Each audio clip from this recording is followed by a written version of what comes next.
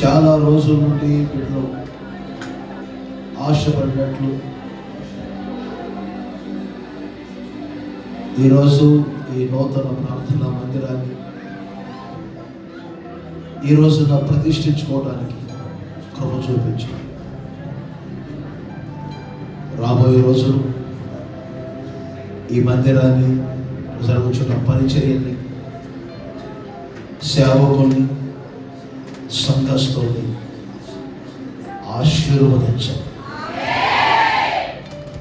ఈ నూతన మందిరాన్ని ఇక్కడ నిర్మించి ప్రతిష్ఠించిన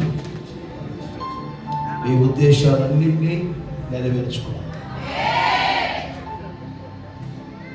యేసు నామములో అడుగుచున్నాను తండ్రి.